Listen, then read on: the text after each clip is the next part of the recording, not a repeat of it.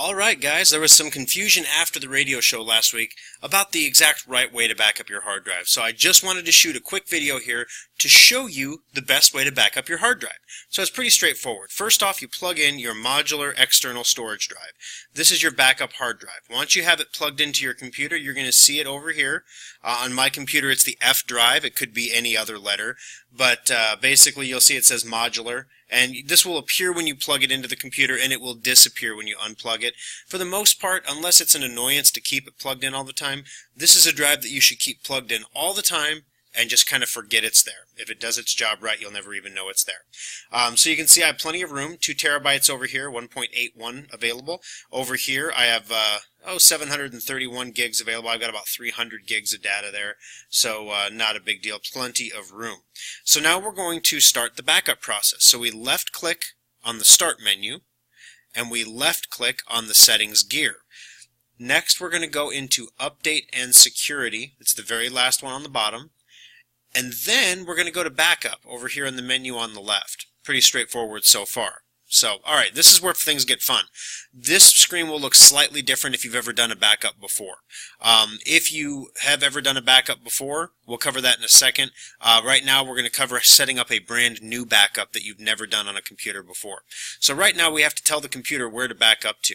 Don't use the Windows 7 backup and restore. As we talked about on the radio show, it doesn't work well anymore for Windows 10. You want to, this is just for basically getting files out of an old Windows 7 backup should you need to. So we're going to add a drive.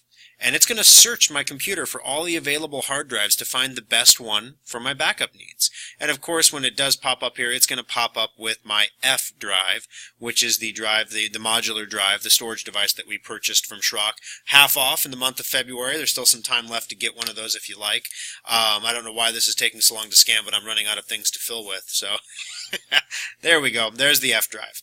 So now we've got the F drive there. And now our backup says it's turned on. Just because this says on, don't assume you have a backup. We'll cover that in a moment. Click More Options. Here we are, More Options. Your data backup is 0. Your data is not yet backed up. So just because it's on doesn't mean it's backed up. We got to do the first one. It would probably kick off sometime in the next hour on its own, but because we have it set to every hour, which is the default. You can make it every 10 minutes. If you're in a business environment, you might want to do that. Or if your computer is disconnected a lot, or you have a really slow external hard drive. If you're not using a Schrock modular external, you might want to set it to a longer period of time so it doesn't slow down your computer so much. Down here on Keep My Backups, I like to set this to until more space is needed. What this does is it will keep my backups as long as possible until I fill up my hard drive and it needs the space to save a new backup. And then it'll get rid of the history of the files. If you're editing a file, like a document for example, the file history will save a copy of that document every time you save it. It backs it up again. So it's possible that you could have 20 or 30 revisions of the same file. So this just basically says keep them until you don't need to keep them anymore. These are all the files. You don't have to mess with this. This is pretty much default. It's going to save everything from your user folder. You can add and exclude folders if you want to. Stop using this drive, back up to a different drive, all those things you want to do. Once you're set to go, you click Backup Now. Bada boom, your data is being backed up right here, backing up your data. So now, here we can come back here and you can see now this looks different than it did the first time when it said set up a drive. So if you've ever done a backup before, this switch might say on, but don't assume that means it's backing up automatically to your modular drive. Click on More Options, make sure it's backing up to your modular drive.